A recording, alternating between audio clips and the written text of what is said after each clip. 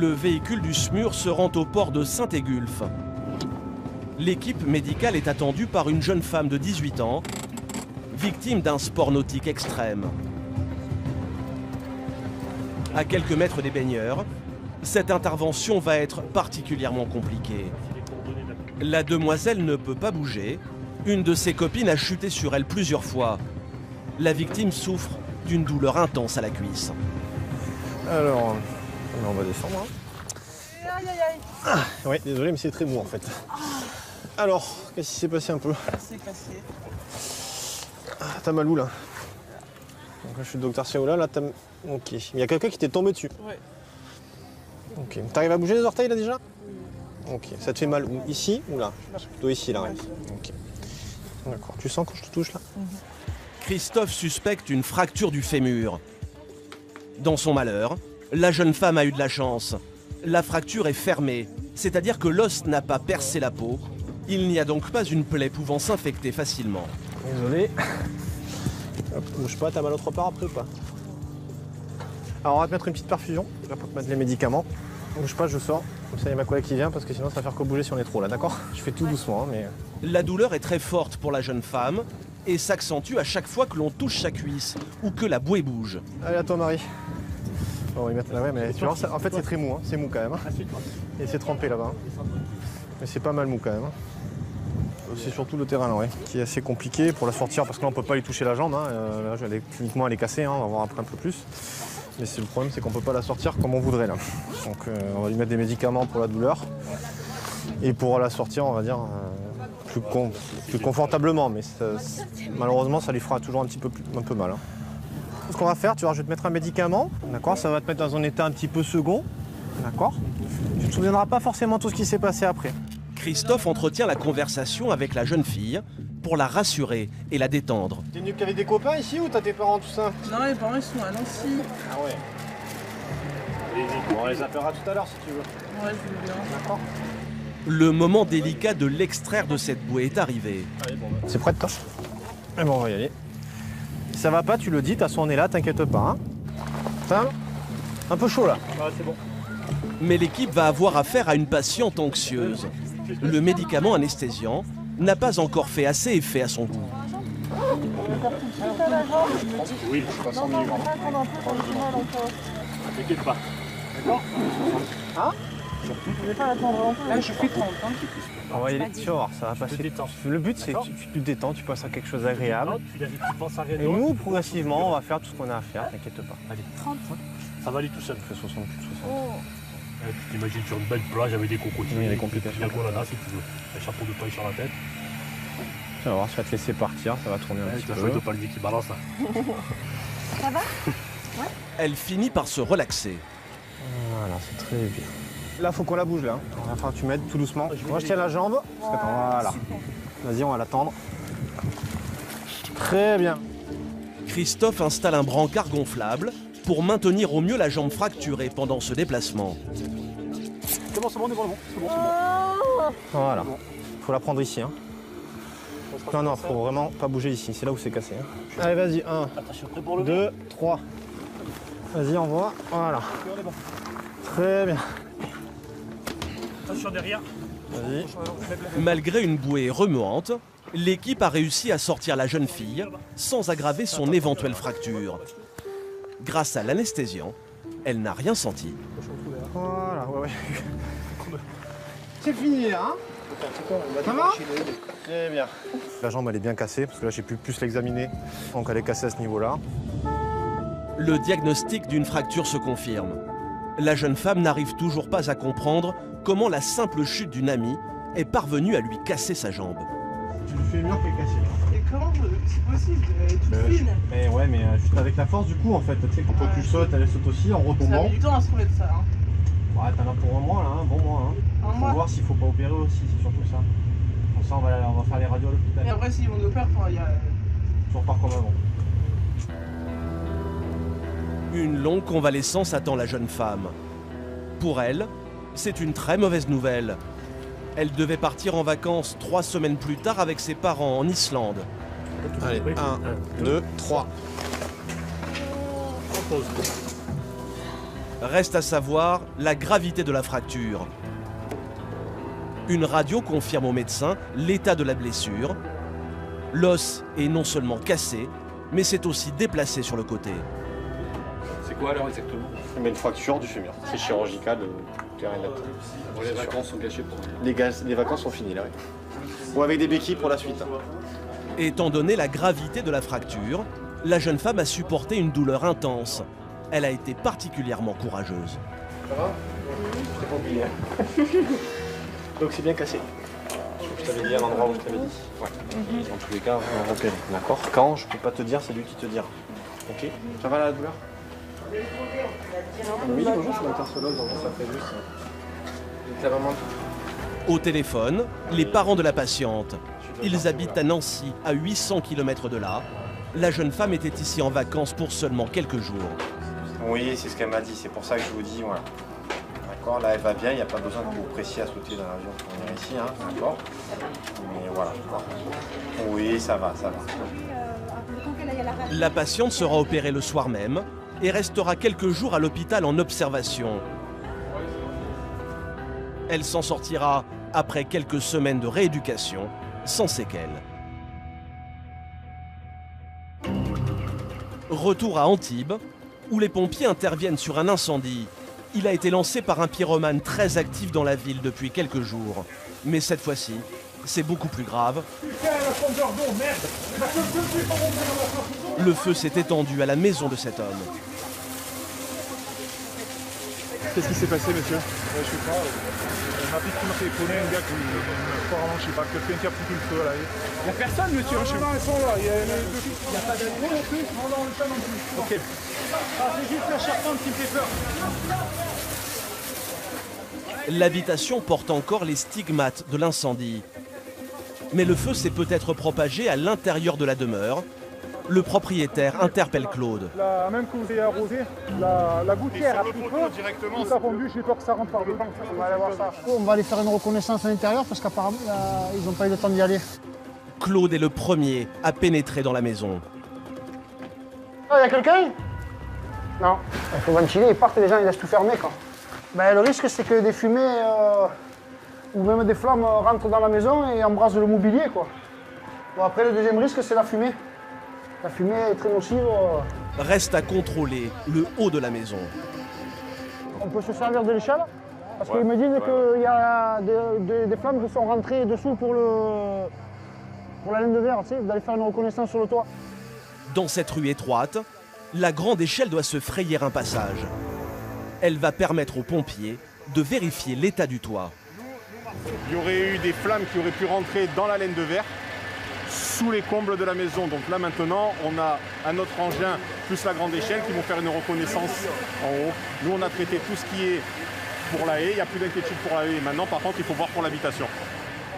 Pendant la préparation de l'échelle, Christophe veut vérifier le risque à l'intérieur de la maison. L'accès au toit se fait au bout de ce couloir, dans ses toilettes. Le propriétaire est excédé par la situation. Vous pouvez me faire la courte échelle, je pense à l'idée. Mais il va devoir gérer le désespoir de son épouse. Elle arrive sur les lieux et découvre le sinistre. C'est bon pour toi? C'est bon. Il y a une dame qui vous appelle, c'est vous qui c'est ma femme. Allez la voir. Vous me tenez? Oui. Je lâche, je lâche, c'est là. Allez, c'est bon. Ça a l'air d'aller, mais prenez. Allez la voir. Allez la voir. Ça va, ça va. Ça va, ça va, ça va. Ça va, ça va. Ça va, ça va. Ça va, ça va. Calmez-vous, madame, tout va bien. Je me fais chez moi, essayez de la faire. Sa mère, chopez-le, donnez-moi-le. Donnez-moi-le, sans moi juger. Donnez-moi-le. Donnez-moi-le, lui. Ça, je comprends votre état. Grâce à l'échelle, les pompiers peuvent surplomber et vérifier la toiture. L'équipe dans le domicile monte dans les combles. Mais la visibilité est réduite. Vas-y, vas-y. Tu vois quelque chose? Pas grand-chose. Que tu donnes là? Donc en fait, ça c'est la caméra thermique. Je vais la donner à mon collègue et lui, grâce à ça, il va pouvoir déterminer s'il y a des points chauds ou non dans la toiture. La caméra utilise les infrarouges pour déterminer les zones chaudes. Si elle affiche du rouge, c'est qu'il y a un excès de chaleur caché dans la charpente ou la laine de verre. Y'a rien, Chris. Il n'y a rien? Non, c'est à Ok. 30 degrés, donc c'est bon. Tout est à 30 degrés. Donc après la reconnaissance du chef d'équipe dans les combles, on a pu voir qu'il n'y a pas de point chaud, donc on est rassuré. Malgré cette bonne nouvelle, la propriétaire reste traumatisée. Laisse tomber. Alors Christophe va prendre le temps de rassurer cette dame, maintenant que la situation est sous contrôle. Il n'y a pas de blessé, il n'y a rien. Il aurait pu mourir. Il n'y a pas de blessé. Madame. Y'a rien, monsieur là-haut. Il aurait pu mourir. Non, personne n'aurait pu mourir. C'est un feu de haie, madame. Madame, c'est un feu de haie. Ça va aller, d'accord? Calmez-vous. Tout va bien, rassurez-vous. Y'a rien, monsieur, regardez la caméra. Les comptes sont clairs, tout va bien. Le seul truc, ça a été la haie. Oui, oui, là, il y a la façade qui. Voilà, mais ils savent, c'est j'ai appelé l'assurance. Voilà, on comprend, mais rassurez-vous, il n'y a vraiment pas de dégâts. D'accord? Qu'est-ce que je fais? Je laisse Oui, là-bas. mais non, mais madame, si on pense à ce qui aurait pu. Oui, mais Allez. j'étais pas là, j'étais toute seule. Allez, Mais vous François, Plus de peur que de mal, mais cette famille reste sous le choc. Le propriétaire a du mal à cacher sa colère.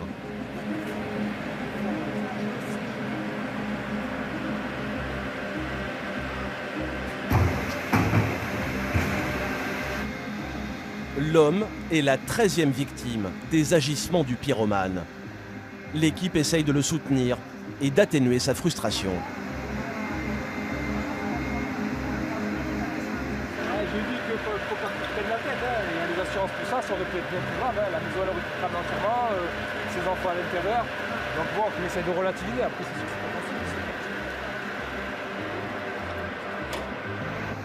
13 départs de feu en quelques jours. Combien de temps encore le pyromane va-t-il sévir? Combien de temps encore les pompiers vont-ils devoir prendre des risques pour protéger les habitants? Quelques heures plus tard, à peine, c'est la délivrance. Au moment de la relève, le lieutenant Marc a une bonne nouvelle à annoncer. Juste vous dire par rapport à la dernière garde, le mec qui nous a mis le feu toute la journée, qui avait mis le feu toute la veille, au bout de 15 départs, il a été arrêté. Il a été placé en service psychiatrique. Voilà. Donc lui, ne nous embêtera plus. Suite au prochain épisode. Le pyromane a été condamné à 5 ans de prison. Après avoir combattu d'arrache-pied ces feux de haie, les pompiers sont soulagés. Ils vont pouvoir reprendre d'autres missions importantes et le reste de l'été ne va pas manquer de travail pour eux.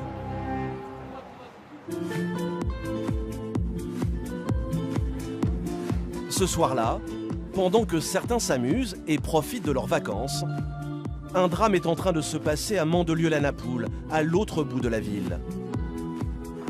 Si vous pouvez venir, ça serait nickel. Ouais, ok, j'arrive, je te rejoins. 22h30, Charlie, le directeur de la police municipale, est appelé en renfort par ses collègues. Les gendarmes nous informent qu'il y a une jeune femme et elle se trouve sur les voies du train, vers la Napoule. Donc et actuellement, elle marcherait sur les rails. Donc on va aller voir, hein. Visiblement, c'est peut-être quelqu'un qui veut peut-être tenter de mettre fin à ses jours. Hein. La jeune femme pourrait être renversée par un train à n'importe quel moment. Les gendarmes ratissent déjà le secteur où la personne a été signalée.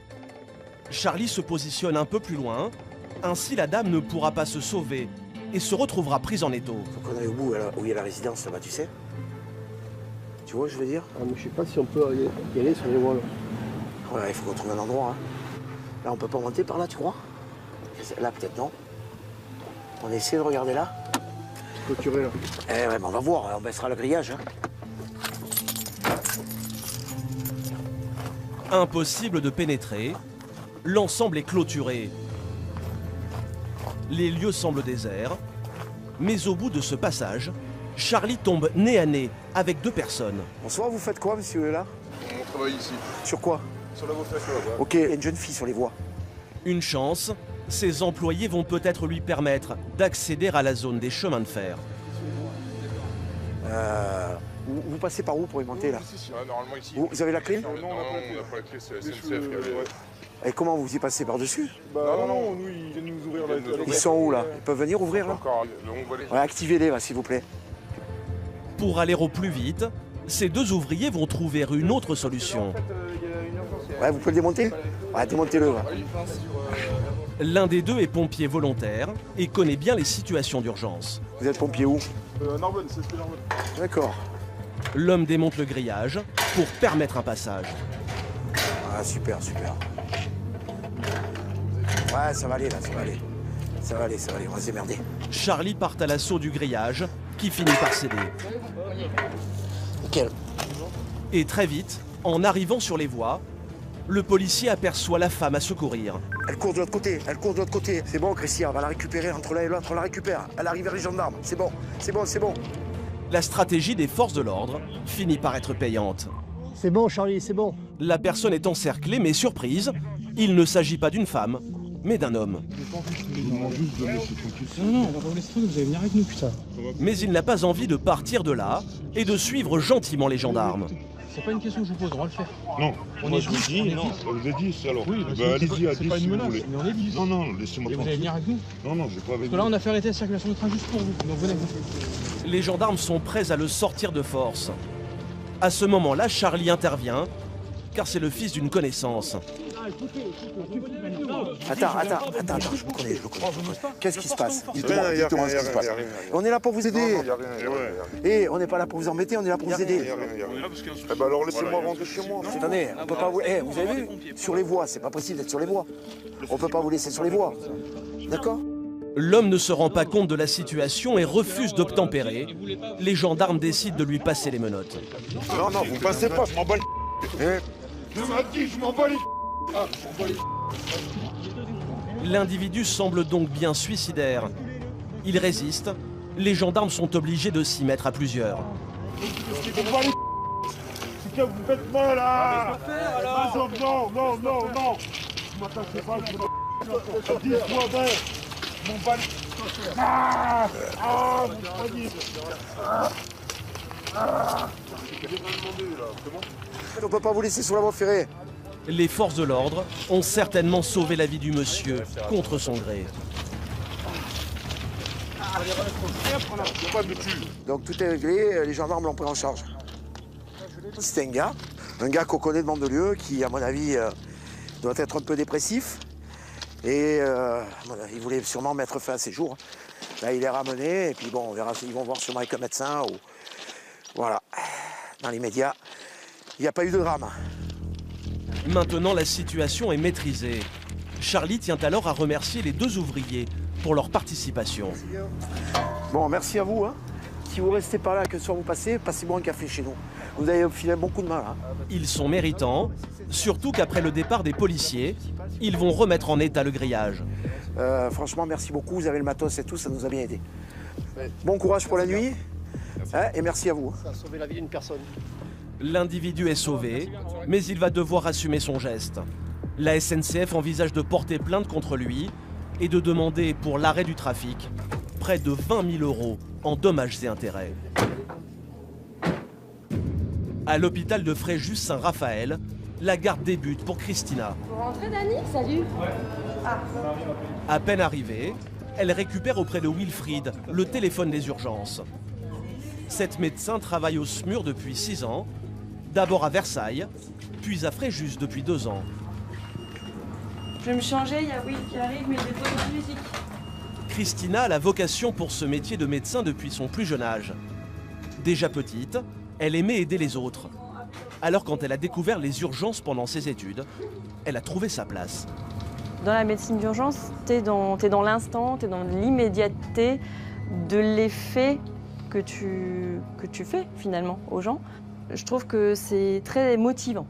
Ils ont mal, tu soulages, c'est cassé, tu réaxes, ils sont en état de choc, et ben, tu traites. Et tu as tout de suite l'efficacité, ou pas. Hein. Après, du coup, aussi, tu as les déceptions qui vont à la mesure, malheureusement, de ces situations-là. Christina vient de démarrer sa garde. Elle s'apprête à vivre une intervention très forte, Une intervention impossible à oublier. Je suis désolée, je vous confie à ma collègue, je suis obligée de partir en SMUR. Elle va faire tout comme on a dit, d'accord? Bon courage. Elle doit laisser cette dame blessée à la main. Christina a été appelée pour une mission urgente à l'extérieur. Pile au moment où j'allais me mettre à faire ma suture de la main, quoi. Ça, c'est un des trucs que je déteste. Tu laisses tes patients en plan. Alors, on part sur quoi, Christina? On part sur un jeune homme pêcheur qui apparemment, en fait, sa ligne de canne à pêche a touché une ligne de courant électrique haut voltage et donc a été électrisé. On va voir, je ne sais pas du tout s'il avait perdu conscience initialement ou pas. L'incident s'est déroulé à proximité du lac de la Gaudrade, à 10 minutes de l'hôpital. Ah, là-bas. Les pompiers sont déjà arrivés sur place. Alors apparemment le gars il se serait localisé sous les grues blanches là-bas. Donc on va refaire le tour. Ah, donc on te suit? Ouais. Allez. Un témoin a appelé les secours. Il a précisé que le pêcheur a eu son accident en rentrant chez lui. Ah oui d'accord, c'est sur une zone de travaux en fait, qu'ils veulent accéder. A priori, la victime est à proximité de ce chantier, mais le lieu est vaste. Christina sait que l'équipe perd de précieuses minutes pour venir en aide au jeune homme, surtout s'il est en détresse. Ça, c'est le moment désagréable. En fait, on a envie d'y aller, quoi. Ouais. Donc, on a envie de courir avec eux, mais avec 15 kilos de matos chacun sur les épaules, on peut pas, quoi. Hein. Donc, il ne faut pas qu'on arrive complètement essoufflé en ayant perdu de l'énergie. Et pour ça, bah, heureusement qu'il y a les pompiers, hein, mais c'est vrai que du coup, nous, on trépigne, là. On a envie d'y aller, là. Alors, ça va être par où? En fait, on va aller un peu plus loin, c'est à droite sur le chemin. Donc, on va pouvoir avancer un tout petit peu? La mission va prendre une tournure beaucoup plus dramatique avec les déclarations des premiers témoins. C'est où? Ils sont juste derrière là. Il est en train de lui faire le massage. Ah putain! C'était sûr. C'est une autre tension là. Allez. Bah oui. Allez. Ils auront mis 10 minutes à trouver l'emplacement complètement isolé de cet accident. C'est bon pour toi? Christina accélère. Mais l'endroit est extrêmement difficile d'accès. L'équipe doit escalader un talus de gravats. C'est de la terre, ça glisse de ouf. Toute sportive que je suis. Ça va aller? Hop, c'est bon, j'ai fait exprès. Pour descendre. La victime est en vue, en contrebas. Elle est accompagnée d'un ami pêcheur qui a appelé les secours. Ouais, putain, je l'ai vu. Comme ça là, comme ça là. Donc il était conscient initialement? Non. Directement attention immédiatement. Ah merde, ça commence mal. Ça commence mal ça. Voici les lignes à haute tension. La canne à pêche du jeune homme les aurait touchées. Ah, c'est à 18h25 qu'il est tombé. Ok, ça marche. Est-ce que vous savez s'il a été projeté? Est-ce qu'il a été éjecté de plusieurs mètres? Il a été projeté parce qu'il est tombé tout doucement. D'accord. Son ami a prodigué les premiers secours grâce au conseil du SAMU. Avant même de faire quoi que ce soit, j'ai appelé les mecs. Les mecs qui m'ont dit mettez le PLS. Le PLS, j'ai mis sur le côté. Il continue à respirer. J'ai demandé à un médecin à être au téléphone. J'ai un médecin au téléphone. Il continue à respirer. J'ai fait ce qu'ils m'ont dit jusqu'à l'arrivée de secours. Il a vomi en plus. Hein. Merci. Il a inhalé. Allez, massez énergiquement. Hein. Allez, super. La victime, âgée de 29 ans, est en arrêt cardiaque. Il a été électrocuté il y a déjà 47 minutes. Alors, il faut aller le choquer ce cœur-là. Lame de 4, sonde de 7,5, une ampoule de 10 mg d'adré. Toi, Marie? Christina prescrit de l'adrénaline. Ce médicament pourrait relancer les battements du cœur, conjointement au massage cardiaque. N'hésitez pas à tourner, hein. Il fait chaud et il faut que ce soit efficace. Hein. Le massage, ok? Et par contre, vous y allez énergiquement, hein, parce que généralement, c'est du trouble du rythme. Donc tout ce qu'on pourra récupérer, si on a une chance, ça va être en massant. Hein. Le médecin essaye d'intuber le jeune homme. Cela permet de prodiguer l'équivalent du bouche à bouche, mais de manière plus efficace. Ok, je suis dedans, je suis sûre. Vas-y, branche-toi là. Et ventile. Stop massage. Reprends, vas-y. Les secours essayent de relancer le cœur du jeune homme depuis déjà 10 minutes. Mais pour l'instant, sans succès. C'est un combat pour le patient, là. 26, 27, 28, 29, 30. Allez.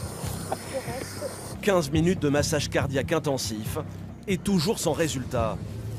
Mais pour autant, l'équipe ne lâche rien. Le massage cardiaque continue encore et encore. Christina essaye par tous les moyens de sauver la vie du jeune homme. Marc, le chauffeur, va chercher du matériel médical dans le SMUR. Il repasse ainsi par le chemin dangereux emprunté par le pêcheur. Tu te rends compte que moi, en arrivant, j'ai pas du tout fait gaffe. Moi non plus, j'ai pas fait attention. On est venu et c'est juste au-dessus de nos têtes. Hein. Ouais. Pour tous, on n'a aucun risque d'amorçage, on est à plus de 3 mètres. Cependant, si on doit faire des allers-retours vers les ambulances, on fait attention de ne pas passer au plus près. D'accord. Okay. D'accord. Bon ok, ça marche. Exactement, c'est quoi les circonstances là? Mais en fait, le témoin l'a vu tomber et très probablement en fait que le voltage de ce truc-là l'a mis en arrêt d'emblée. Sauf que les gens ont toujours du mal à, tu sais, hein, à identifier l'arrêt cardio-respiratoire hein, quand ils voient des mouvements, des gaspes. Mais il était inconscient tout de suite. Donc. Ils interviennent depuis 25 minutes. Christina veut écouter le cœur grâce à un échographe portatif. Allez, je mets juste un petit coup d'écho. C'est fini? Ouais, j'ai le cœur. J'ai aucun battement, j'ai rien du tout. Vas-y, reprends. Rien du tout. Aucun signe d'activité cardiaque. La victime a été électrocutée et a perdu connaissance il y a 1h15. Allez, épaule, épaule, go. Vas-y. Il se passe rien du tout. Du coup, dans 2 minutes, on arrête la réa. Je sais pas pourquoi je fixe cet écran comme si ça allait par magie faire quelque chose, tu sais. Ça m'étonnerait qu'en 30 secondes, miraculeusement, il se passe quelque chose, quoi. On va l'arrêter. Je prends pas le relais Non. Vas-y, stop. L'équipe a tout tenté, en vain. Voilà, systolie complète. Allez, on stoppe tout. Tu peux arrêter l'O2. 19h38 sur notre scope, vu que c'est là-dessus qu'on a noté l'heure depuis le départ. Plus de 35 minutes de persévérance pour essayer de ramener à la vie ce jeune homme. Mais Christina sait qu'il est quasiment impossible d'échapper à une électrocution de 20 000 volts. Pour les très hautes tensions comme ça, on les récupère pas. C'est difficile de dire à un moment stop, on arrête le massage cardiaque. Ah ouais. Cette décision-là, elle est toujours dure à prendre. Toujours. Pour moi, c'est le moment toujours délicat où tu as la chance d'avoir toute l'équipe. Donc, tu sens que tu n'es pas tout seul, mais quand même, c'est toi qui dis le mot, quoi. Tu vois. Donc, ouais, c'est jamais facile, surtout pas chez un jeune. Voilà, t'as envie de les sauver, quoi, les gens. Sinon, tu fais pas ce boulot-là. Hein. Mais ouais, c'est toujours difficile. Christina prend le temps de donner des explications à la personne accompagnant le jeune homme. C'est votre ami? C'est devenu très rapidement mon ami, on va à la pêche très souvent ensemble. Ouais. Ça fait quelques mois que je le côtoie. Ouais. Puis du coup, c'est vous l'avez vu tomber, hein, c'est ça hein? Ouais. Moi, ouais. faut pas m'occuper de moi, faut s'occuper de lui, quoi. Ben oui, mais malheureusement, là, on peut plus rien faire pour lui. À quel moment il était irrécupérable. Son cœur s'est arrêté tout de suite, en fait. La décharge, elle est tellement intense sur ces lignes à haute tension que ça arrête le cœur, si vous voulez. Putain. Sur ce type de voltage, c'est joué d'entrée de jeu. C'est par la canne à pêche, en fait. Bah oui, manifestement. Et par la canne à pêche, tu prends quand même tout, quoi. Oui, c'est conducteur. Ouais, c'est du carbone. Donc. Et en plus, il avait des vêtements mouillés. En plus, ses vêtements étaient mouillés, donc... On sort d'une partie de pêche. Bah ouais. Un malencontreux accident. Malgré l'intervention acharnée des secours, il se termine en drame. Mais cela ne va pas rester sans suite. L'accès à ce chantier était-il assez sécurisé? Une procédure pour homicide involontaire a été ouverte. Chaque année, à Mandelieu-la-Napoule, un événement populaire envahit les rues de la ville, la fête de la musique. Et cette soirée réserve son lot d'action. Vous allez bien? Ça va et vous? Ça va? Bien? Tout se passe bien pour l'instant? Super. Charlie, le directeur de la police municipale, sillonne les rues où se passent les réjouissances. Une façon d'afficher la présence des forces de l'ordre auprès des commerçants. Voilà, depuis le temps que j'entends parler. Ah, s'il y a un problème, n'hésitez pas. Hein. Ouais, d'accord. Mais tout se passe bien à Mandelieu. Oui. Bonne soirée, bon courage. Le policier rassure les uns, et pour d'autres, il joue même les héros, comme pour cette famille étrangère. Oui, bien sûr. Quelle nationalité? Where you come from? Chine, la Chine, d'accord. Ça va? Tiens, regarde, regarde, regarde. Charlie est prise en photo, telle une superstar. Allez, à bientôt. My daughter is very curious how they work and On nous le demande assez souvent, surtout pour les enfants, etc. Donc je vois pas de problème. Ça, au contraire, c'est sympa pour les gamins, si ça leur fait plaisir. En fait, ce soir-là, la star attendue par les Mandolossiens n'est pas Charlie, mais ces deux jeunes femmes, Miss Mimosa et sa première dauphine. Bonjour à tous. Après avoir fait un début d'année en classe préparatoire de physique, Dans cette ville, où la culture du mimosa a été l'une des activités principales pendant des années, ces Miss sont des figures locales. Bonsoir. Bonsoir, j'ai salué Miss Mimosa. Bonsoir. Bonsoir, les dauphines. Bravo. Vous êtes partis pour Miss Côte d'Azur? oui, ça y est, Ouais. on est en chemin. Ça y est, c'est bon? On a fait les photos officielles. Très bien. Tout va bien se passer? Oui. J'en doute pas. Vous faites de la protection rapprochée dans ces cas-là? Ouais, j'irai pas jusque-là quand même de dire qu'on fait la protection rapprochée. Mais bon, elle fait partie de la soirée. Rien ne doit venir gâcher les festivités. Pourtant, à peine la nuit tombée, les premiers incidents surviennent. Charlie reçoit un appel du PC Sécurité. Il y a une urgence en centre-ville. Il y aurait un début de rixe. Donc on va s'y rendre pour renforcer les collègues qui sont en surveillance là-bas. Il s'agirait d'une bagarre entre deux bandes de filles. Crépage de chignon ou altercation violente. Charlie se dépêche avant que la situation ne s'envenime. Sur les lieux, la rixe est terminée. Les policiers municipaux sont avec un premier groupe qui semblerait être les victimes. Qu'est-ce qui s'est passé? Madame a eu des problèmes sa fille s'est fait agresser au spectacle par des nanas, des filles. Et là, elles sont arrivées comme des folles. Apparemment, elles sont au sein. Elles sont arrivées comme des folles. Elles s'en sont seules à la maman. D'accord. Ils lui ont donné des coups et compagnie. Et est-ce qu'on a identifié les auteurs? Elles sont vite parties de l'autre côté, moi je suis resté avec la victime. Vous les avez vus? Ouais. Une fille avec une robe noire et verte. Ils sont partis ou ils sont encore là? Ils sont partis là-bas. Ouais. Et ça a bousculé ça... Ils se sont mis. Ah, ils sont battus carrément? Ils sont pris le chignon, nous. La priorité de Charlie est de retrouver l'autre clan qui a pris la fuite. Il utilise alors sa meilleure arme, la vidéosurveillance. Au niveau du début de la rixe sur le mail, vous avez des images des personnes auteurs éventuellement? On a juste des personnes énervées, après on n'a pas tout. D'accord, bon, sauvegardez quand même les images parce qu'on n'est pas sûr que une des parties en cause veuille déposer plainte. Voici les images de vidéosurveillance, juste après la rixe. À gauche, la mère de famille qui vient d'être frappée.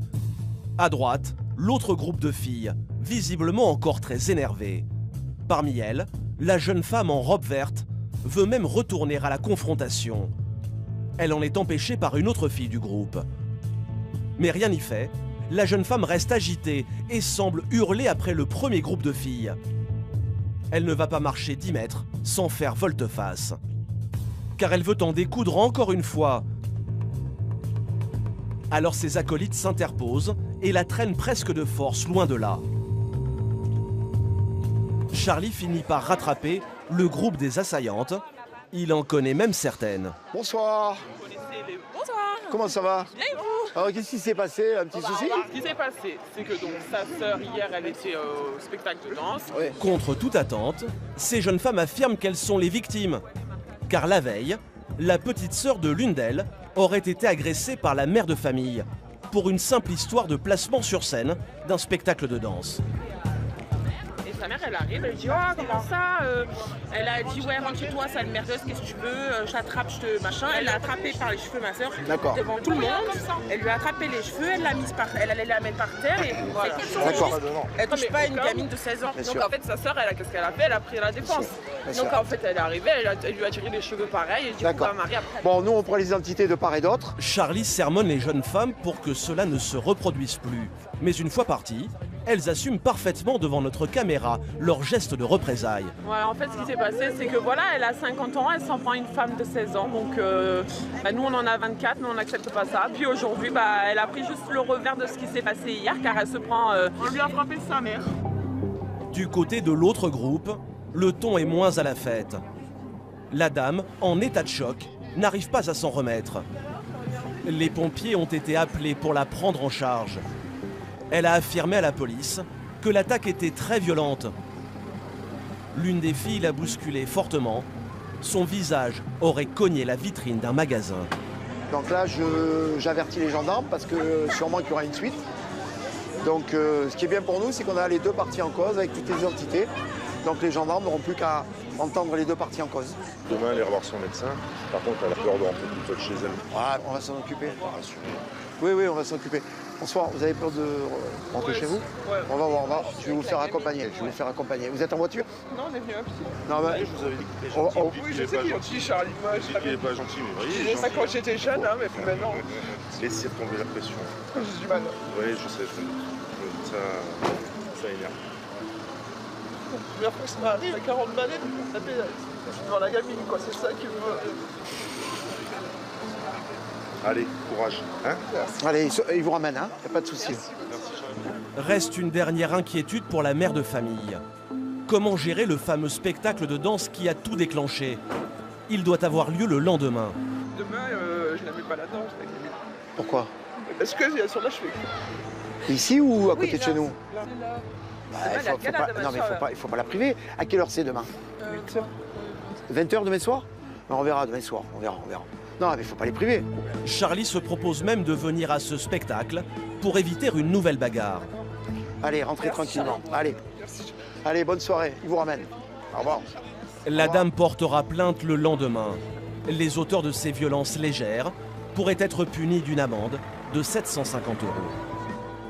Mais pour le policier, la soirée n'est pas encore terminée. Ouais, on va lui dire simplement de baisser un peu. Il est minuit.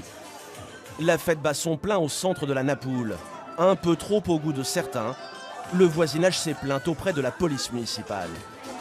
On arrête à 1h, on a dit, c'est bon? Qui c'est qui a dit 1h? Non mais il faut baisser,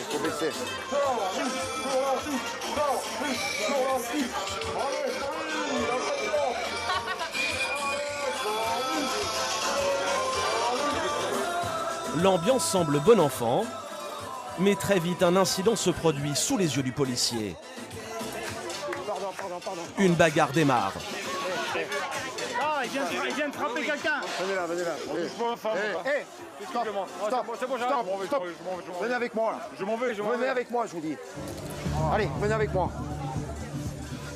Bon alors, qu'est-ce qui s'est passé, monsieur là? Expliquez-moi. Ma femme, tapé sur l'espèce de ma femme, voilà, j'ai répondu comme vous auriez été un homme. Voilà. D'accord, mais est-ce que vraiment ça, vous pouvez pas discuter, vous pouvez pas régler le problème autrement, monsieur? J'ai essayé, mais non. Tout de suite, Charlie remarque que l'homme est fortement alcoolisé. Ouais, vous êtes emporté, mais c'est pas bien, faut pas le faire. Il y a un peu d'alcool qui aide aussi. Faut ça autant, faut quoi, monsieur? Comment? Faut ça autant, faut quoi? Non mais monsieur, je veux bien comprendre des choses, monsieur. Mais l'alcool vous aide aussi à faire des bêtises, hein? Le policier ne veut pas laisser l'homme dans cet état sur la voie publique. Il évite ainsi une autre altercation. Bon, là, on va trouver votre femme, monsieur, et elle va vous ramener, d'accord? Non, je la laisse pas parce que vous n'allez pas partir à pied, monsieur. Non, monsieur, écoutez ce que je vous dis. Monsieur, c'est pas vous qui allez décider, c'est moi. Vous rentrez pas à pied dans l'état où vous êtes, j'ai pas le droit de vous laisser dans la rue. Mais à ce moment-là, deux amis de l'homme viennent s'immiscer dans la conversation. Vous restez là. Oh, c'est moi qui décide. Non, monsieur. Je vais pas vous le dire 10 fois, d'accord? Monsieur, c'est votre problème. D'accord? Non, n'y faites pas une clin d'œil, c'est pas la peine. Hein. C'est pas la peine d'y faire une clin d'œil. Attendez. On va être bien clair sur le sujet. Non, mais il n'y a pas besoin de discuter. Si. On va être bien clair sur le sujet, c'est moi qui décide. D'accord? Charlie veut être certain que cet ami ne se moque pas de lui et le prend bien au sérieux. Il dort chez vous, c'est une chose, mais si je le vois aux caméras sortir de chez vous dans la nuit, ça va pas le faire du tout. Sans problème.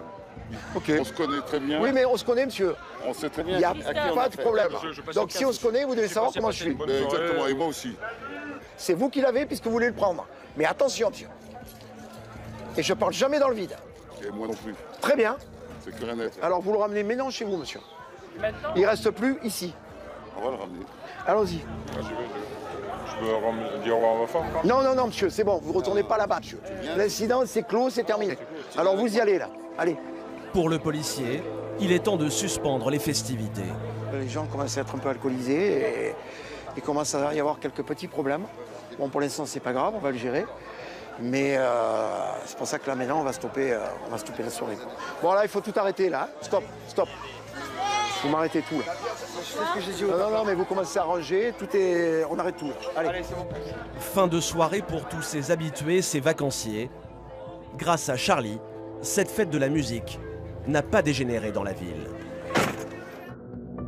En cette fin de journée, une menace plane sur la ville voisine d'Antibes, Juan-les-Pins. Sirène hurlante, l'équipe de Claude va affronter un péril invisible qui sévit dans un lieu sensible. Cette école élémentaire, où 250 élèves sont en danger. La directrice les attendait avec impatience. Donc on a délimité le périmètre là autour de l'arbre. D'accord. D'après les renseignements qu'on a sur un nid de frelons asiatiques. La source du problème se trouve en haut de cet arbre. Ah ouais, là-haut, tu vois. Ouais.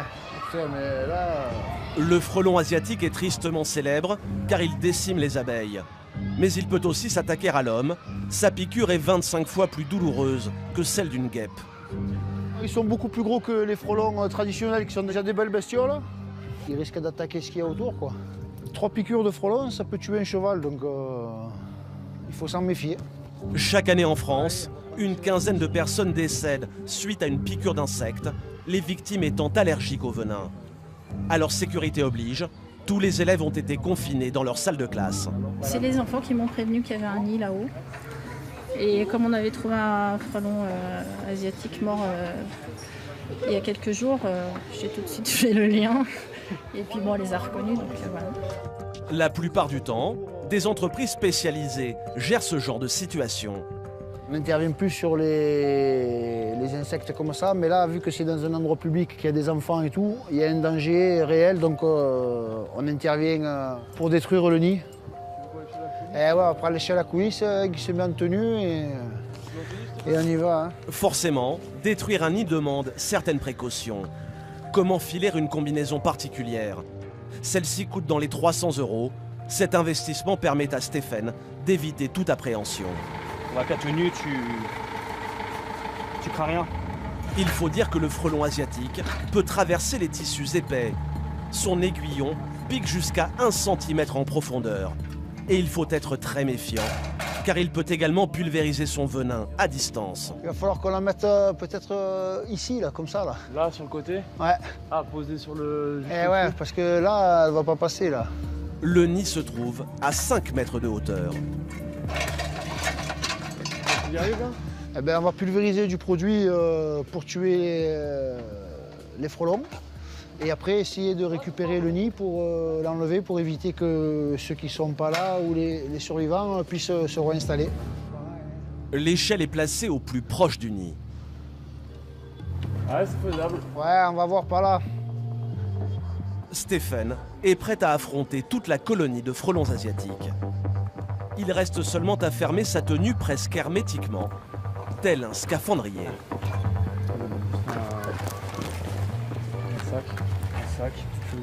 La combinaison a aussi son lot d'inconvénients. La visibilité est réduite et les gestes plus difficiles. La mission de Stéphane comporte un risque important, celui de laisser tomber le nid et de libérer des dizaines de frelons asiatiques agressifs, car se sentant en danger. T'arrives à voir comment ils se décrochent ou pas? Je crois que tu tires dessus. Hein. Non mais tire pas pour le moment. Non, après. Pour éradiquer ces bestioles, les pompiers utilisent un insecticide puissant. Un coup fatal pour ces frelons asiatiques. En le prenant, le nid, tu risques de les énerver un peu. Remets un peu de produit. Il reste encore à enlever le nid avec prudence. Ici, il n'est pas très grand, car cette colonie est récente. En quelques semaines, la tanière de ces frelons aurait pu atteindre 1 mètre de diamètre, avec des milliers d'insectes à l'intérieur. Et une fois qu'il est dans le sac, tu le décroches. Après 20 minutes d'intervention, le tour est joué. Stéphane a réussi sa tâche. Le nid n'est pas tombé. La plupart des frelons sont morts ou coincés dans ce sac poubelle. Quelques insectes restent néanmoins en liberté, mais ils ne survivront pas longtemps sans leur essaim. Les enfants vont pouvoir reprendre des activités dans la cour. Parce qu'en théorie, c'est une intervention qu'on devrait faire le soir, ça pourrait attendre que tous les animaux retournent au nid. Mais bon, là, vu le lieu, on ne peut pas attendre et on est obligé de le faire de suite, quoi.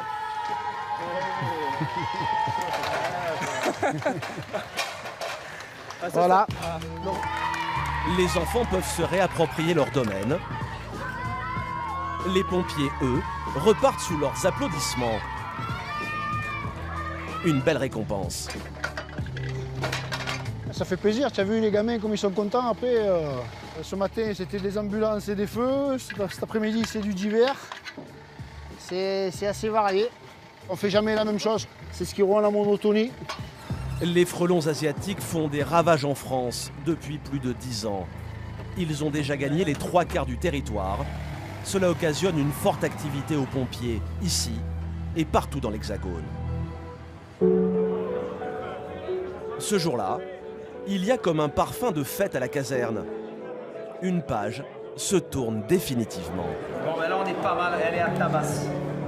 On célèbre, comme il se doit, le départ à la retraite de Jean Noël, 37 ans de service, et d'un autre de ses collègues. Pour l'occasion, Xavier, le capitaine de la caserne, a préparé un discours. 2 petites secondes pour accompagner Jean-Michel et Jean-Noël vers la retraite déjà. Le départ de ces deux-là qui sont nés au siècle dernier, et chez eux ça se voit.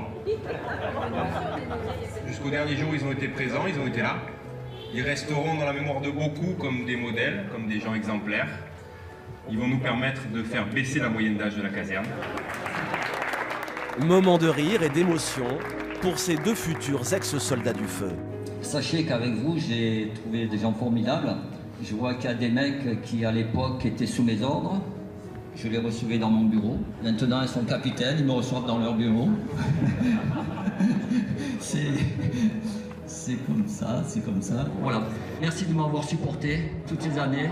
Je vous embrasse tous et mon plaisir. Merci à chaque. Jean-Noël passe le flambeau, le cœur léger, à une nouvelle génération de pompiers.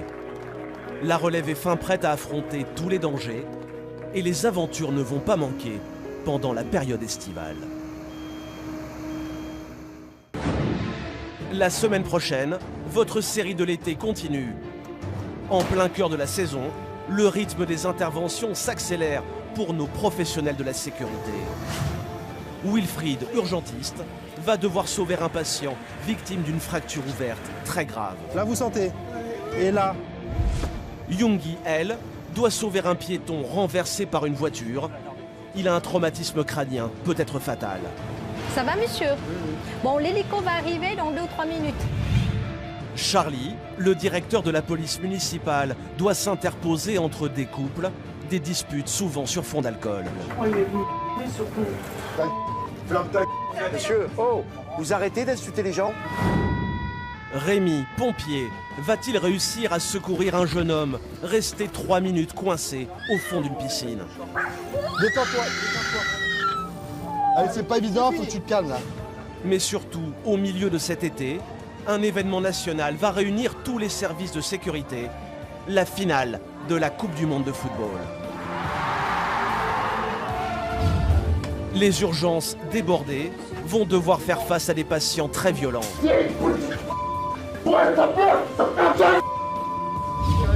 Plus que jamais, l'été sera chaud sur la Côte d'Azur.